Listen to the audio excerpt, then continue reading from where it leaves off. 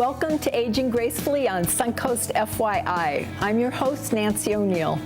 Each week I speak with local professionals on a wide range of topics, from fitness to finances and from dance to dentistry.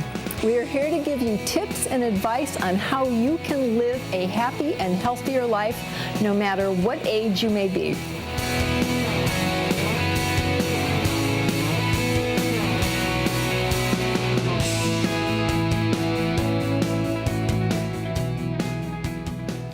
Smile Sarasota is downtown Sarasota's dentist, serving Sarasota, Longboat Key, the Rosemary District, Gillespie Park, and St. Armand's Circle. One of Smile Sarasota's many dental services include preventive dentistry, which is our first topic of today. Let's see what Dr. Adam Still has to say about preventive dentistry. Welcome to the program, Doctor. Hi, Nancy. Thank you for having me. It's so good to have you here, and I've seen you many times, and it's nice to have you sitting on the other chair today. All right. So you're going to tell our viewers what it is that you do to help them keep their teeth healthy, preventive dentistry, right? So what's that all about? Well, preventative dentistry is something you can think of as measures that dental professionals take to prevent the development or progression of oral health disease. Really, the key is, you want to catch something early so you can take care of it before it progresses into something far more difficult to treat and therefore usually more expensive to treat. We often have the joke in our office that dentistry isn't anywhere near as expensive as negligence is. So it's something you want to take care of early and not let it go until you finally have a major issue going on. Yeah, well, there was something that I saw years ago, and it still makes me smile. It's only floss the ones you want to keep. True, yes. Okay, another joke we have, yes. Yeah, so it's that. So what preventative measures can we as individuals take?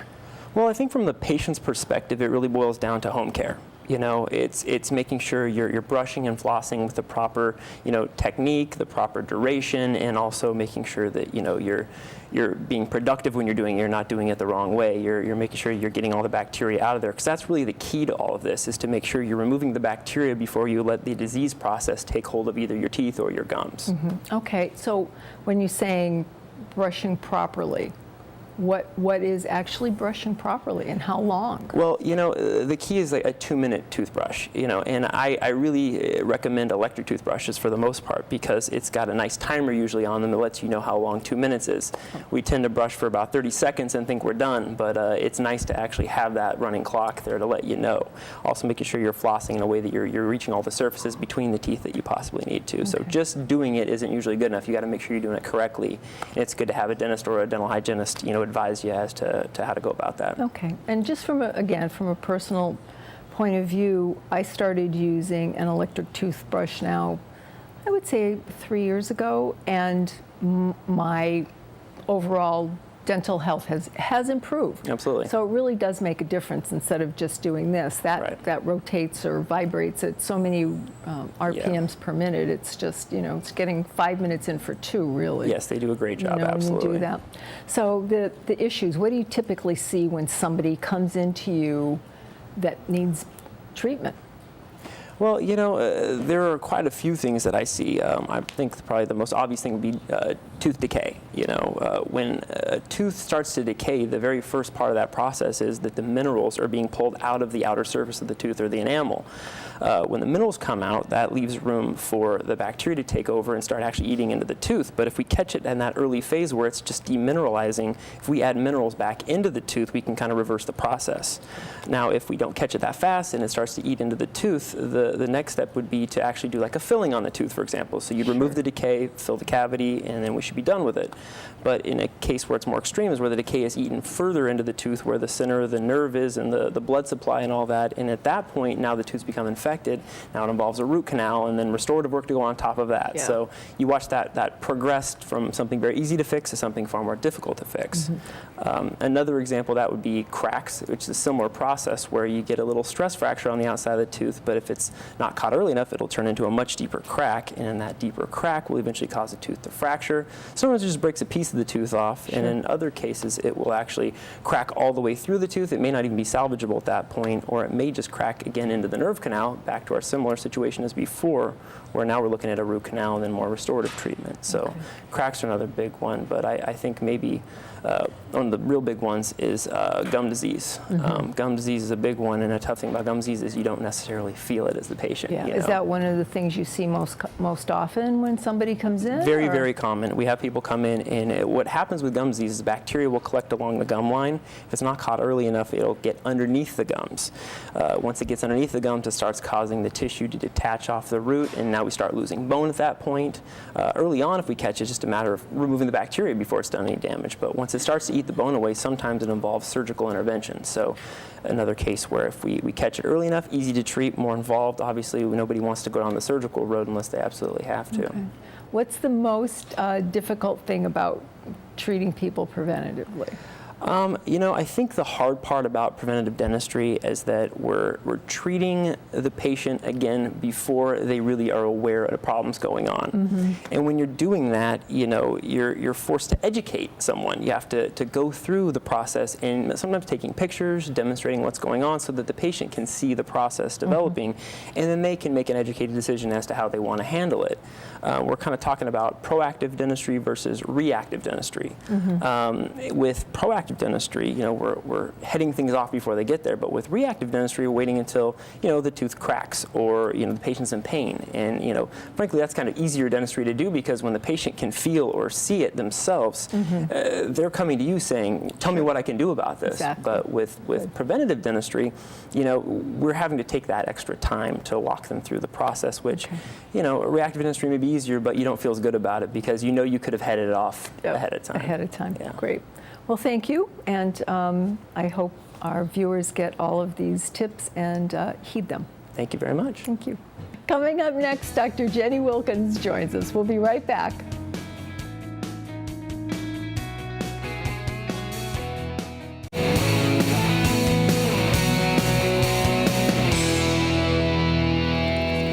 If you're constantly feeling tired, don't be too quick to write it off as your age or busy lifestyle. Simple vitamin deficiencies can be keeping you from the energy you need for a better life. Here with details and the solution to this common problem is Dr. Jenny Wilkins from ageVital Pharmacy. Welcome back. Thank you, Nancy. Yes, and today we're going to be talking about, fatigue. And, I'm at kind of that age where isn't it natural to be more tired or fatigued as your life gets a little bit busy and stressful? And doctors say that, oh, you're perfectly normal when they look at the laboratory work. Don't they say that? And they're like, but doctor, I don't want to feel 60. I don't want to feel 70. Right. I don't want to feel 80 or 90. I want to feel 25. Right. They say these are within the normal range. Within the normal range, optimal. The allopathic caterpillar line, that drives me crazy because it's not. It's like, okay, great. You feel normal for someone that's dying. Yes. I want to prevent, right? I don't want to feel like I'm dying every day. And my husband went through this a few years ago because he's almost 50. He's going to be 50 this year. And he's like, honey, I just feel like I'm going to die at around 2 o'clock. I feel this overwhelming sense of, and you drink coffee and it makes you feel worse. Right, and he was pounding the cappuccinos, and what that does is that messes up your metabolism, so it's even worse. I'm not saying don't, indulge in your coffee and your cappuccino, but if you're going to do things like you're going to have alcohol and you're going to have coffee and things that slow down your metabolism or overwire you, and then you get that adrenal fatigue. I know we spoke about adrenal fatigue in the last episode. Then you have to take supplements, and you have to make sure you stay on top of your lifestyle. What are your bad habits? And make sure that you're replenishing from what you're taking. Like I go out, with my doctor friends, and we're always out at conferences, and I'm at big events and trade shows, and you nationally, have to be.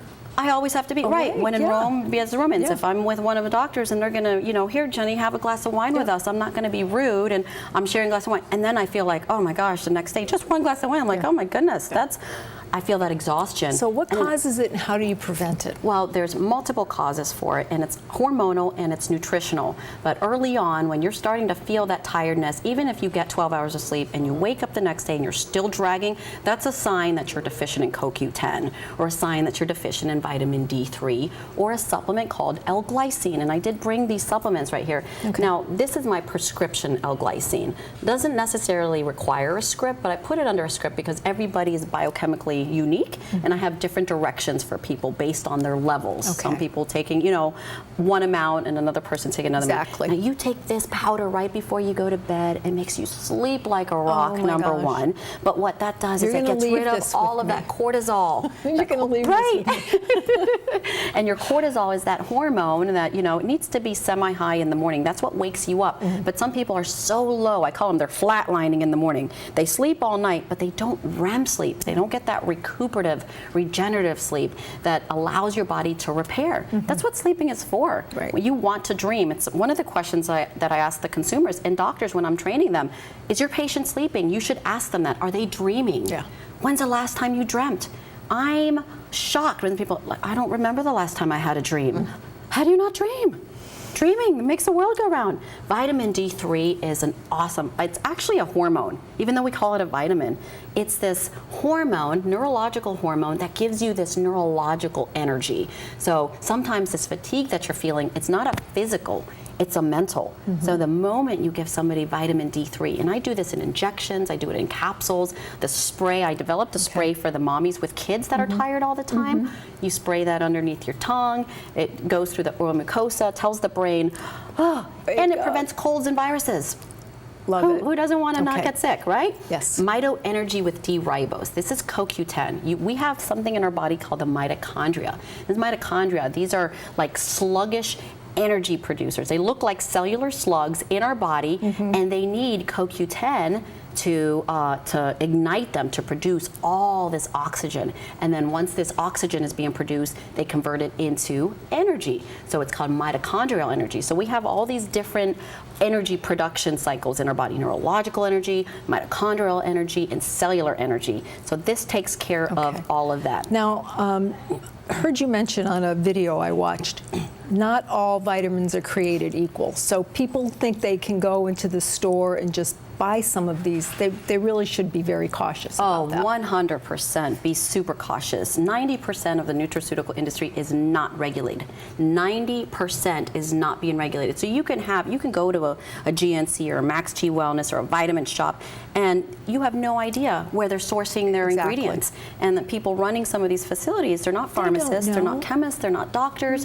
I always tell people, and Nancy, look for that CGMP. If it says good manufacturing process, you know that it's FDA regulated and that it's actually being regulated for potency, for purity, and what you're getting. What's on that label is exactly what's in the supplements. CMG. Yep, CGMP. So, CGMP. and you can remember good manufacturing process. Okay. So not all supplements have that. It's very rare you can see that over the counter. Now, before we wrap up, you mentioned taking these and being a mother, getting up tired. Can nursing mothers take Absolutely, and it's going to enhance their breast milk too. So this is something, remember, those babies are sucking you dry of all of your energy, causing mommies to be more fatigued. So if you're sharing all of your nutrients with another human being, you need to replenish. So I tell women, take double the dose. Make sure the baby gets some and you get some too. Okay, wonderful.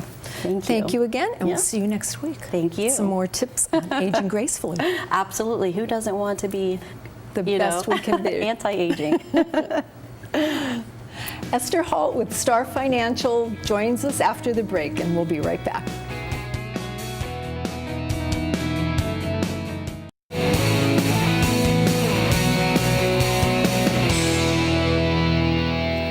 Are you looking for a financial advisor? Well, the president of Star Financial Solutions, Esther Holt, joins us now to talk about how to choose one. Hi, welcome back. Thank you. Now, the best ways to find a financial advisor, I'm sure there's several, but how do you find one, and how do you know that you can trust that person?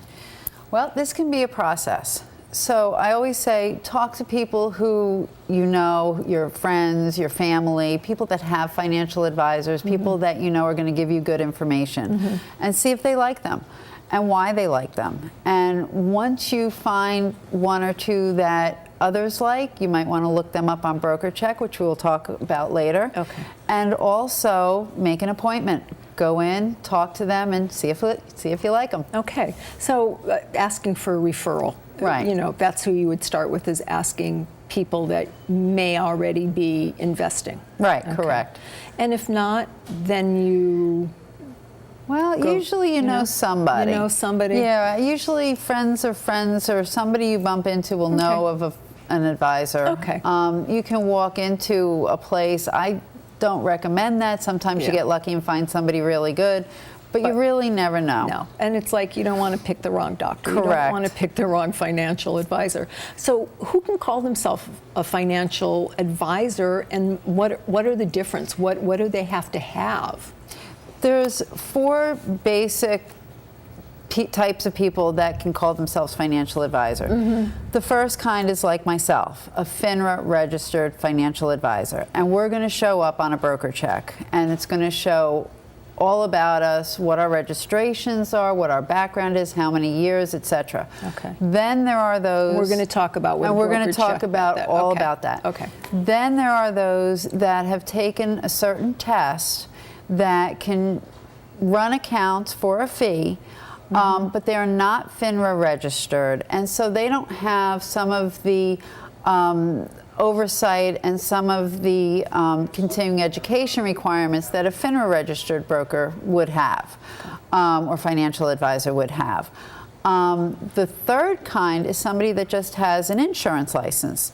And with an insurance license, obviously you can sell life insurance, you can sell annuities, fixed or indexed annuities, and if you have only one FINRA registration, that's a Series 6 registration, you can sell annuities. But you can't sell a lot of other products and different investments like a 7 registered advisor can. Which is what you have. So correct. What is a broker check? Okay, so, and the fourth one, the last type is a scam artist, unfortunately. And there are a lot of scam artists around here that call themselves advisors. Don't go to them. Okay. Don't go to, Don't go to the scam artists. No credentials. No credentials, and they just call themselves financial advisors. So we read about them in the paper a lot. So I'm getting a little bit ahead of myself, but how do you know which one to go to? I mean, if they're, you know, again, being a novice at this, right. How do you decide? You really need to just feel who can you talk to, and do you want somebody that has the credentials to do everything? Does it matter that much to you? You know, maybe you just like a person and they, you know, but you really need to be careful. Okay. And that's why I tell everybody, broker check your advisor. Okay. And what BrokerCheck is that it's a snapshot of the person. So I have one, and you put my name up, and that's what comes up, my BrokerCheck, and it's www.brokercheck.finra.org, and you put the person's name.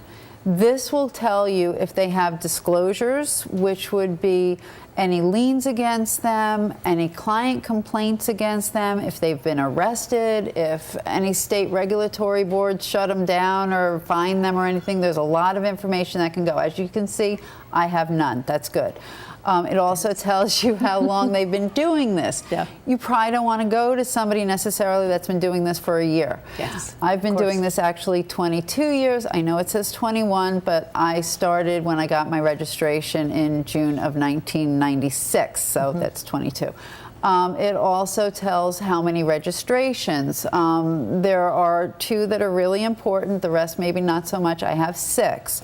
It will not tell you if somebody has an insurance license that you have to ask them about, but you really want to look at that and see what their background is and if they have a lot of complaints against them, and even that they are registered. If their name does not come up, that just means they're not registered. Okay. They can be doing fee-based business as a state or SEC registered advisor.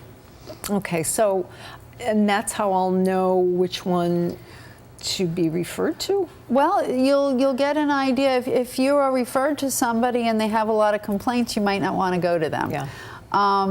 also, the last screen showed that, you know, I had a Series 7. So a Series 7 registration means I can sell stocks and bonds and mutual funds and pretty much anything. If somebody only has a Series 6, well, they can sell mutual funds and certain other products. So that gives you an idea. So you can do everything. I also have a Series 24 registration, which is a general securities principal. Awesome. Okay, well, you seem like the go-to person, and we're going to find out more next week. Absolutely. Great. I can't wait. Thank you. Thank you. Thank you for joining us on Aging Gracefully on Suncoast FYI. To find more tips from local experts, you can view previous episodes and complete seasons at snntv.com under programming. We'll be back next Saturday and Sunday at 7 p.m. with more tips on how you can live a happier and healthy life. Until then, have a wonderful week.